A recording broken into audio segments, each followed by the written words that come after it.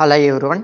ఏపీలో కాంట్రాక్ట్ మరియు అవుట్సోర్సింగ్ పద్ధతిలో రహదారులు మరియు భవనాల శాఖ డిపార్ట్మెంట్ నుంచి జిల్లాల వారికి అయితే వరుస నోటిఫికేషన్ అయితే రిలీజ్ అయితే చేస్తున్నారు.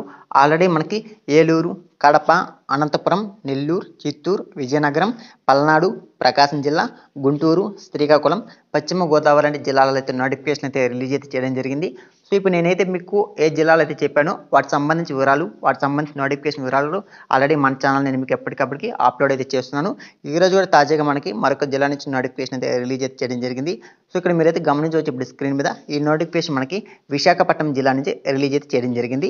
ఇక్కడ office subordinate, watchman, sanitary worker post అయితే భర్తీ చేస్తున్నారు.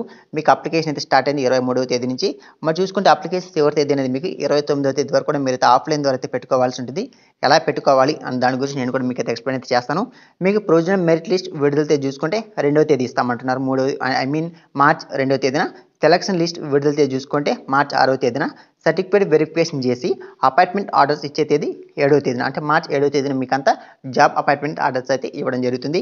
మొత్తం 6 పోస్టులు భర్తీ చేస్తున్నారు.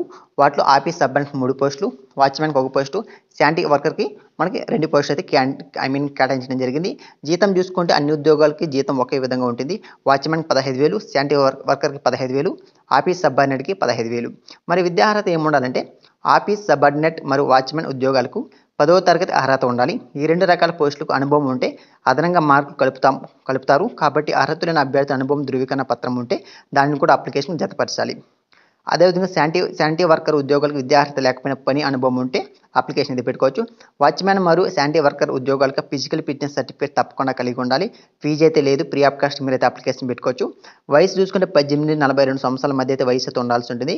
మీకు జూలై 1, 2023 నాటికి వయసు సడలింపు కూడా ఇచ్చారు. ఇక్కడ SC, ST, BC, EWS candidates అయితే 5 సంవత్సరాల వరకు, విభిన్న ప్రభావవంతులైన అభ్యర్థులు అంటే ఫిజికల్ హ్యాండిక్యాప్స్ ఉంటారు కదా, డిజబిలిటీ పర్సన్స్, వాళ్ళకైతే 10 సంవత్సరాల వరకు అయితే ఏజ్ రిలాక్షన్ అయితే ఇవ్వడం జరిగింది. అప్లికేషన్ విధానం చూసుకుని ఆఫ్లైన్ ద్వారా అప్లికేషన్ పెట్టుకోవాల్సి ఉంటుంది. ఎలా పెట్టుకోవాలంటే ఈ పోస్టులకు అప్లై చేయాలనుకున్న అభ్యర్థులు తప్పనిసరిగా విద్యార్హత ధ్రువపత్రం అంటే మీకు ఎడ్యుకేషన్ క్వాలిఫికేషన్ సర్టిఫికేట్, 4వ తరగతి నుండి 10వ తరగతి వరకు స్టడీ సర్టిఫికేట్, కుల ధృవీకరణ పత్రం అంటే మీకు క్యాస్ట్ సర్టిఫికేట్, ఈడబ్ల్యూఎస్ అభ్యర్థులకి ఈడబ్ల్యూఎస్ సర్టిఫికేట్, దివ్యాంగులైన అభ్యర్థుల సదరన్ సర్టిఫికేట్, అనుభవం ఉన్న వారైతే అనుభవ ధృవీకరణ పత్రాలు మరియు ఇతర సర్టిఫికేట్ వంటి వాటిపై సెల్ఫ్ అటాక్షన్ చేసి, అంటే మీరు ఇప్పుడు నేను ఏవైతే సర్టిఫికేట్ చెప్పానో వాటిపైన మీరైతే సిగ్నేచర్ చేయాలమ్మా. ఓకేనా. సిగ్నేచర్ చేసిన తర్వాత అప్లికేషన్ జతపరి సంబంధిత కార్యాలయంలో అందజేయాలి. సో ఈ విధంగా మీకు అప్లికేషన్ వీడియో కింద కాంబినేషన్ మీకు నోటిఫికేషన్ ఇస్తాను, అప్లికేషన్ ఇస్తాను. అప్లికేషన్ ఫిల్అప్ చేసుకొని ఇప్పుడు నేనైతే డాక్యుమెంట్ చెప్పాను, ఈ డాక్యుమెంట్స్తో పాటు ఈ జిరాక్స్ కాపీస్ మాత్రం ఒరిజినల్స్ కాదు. ఇప్పుడు నేను చెప్పే అడ్రస్కి మీ యొక్క అప్లికేషన్ సబ్మిట్ చేసుకోండి. ఎంపిక విధానం చూసుకుంటే మెరిట్ ఇంటర్వ్యూ ఆధారంగా అయితే ఎంపిక అయితే చేస్తున్నారు.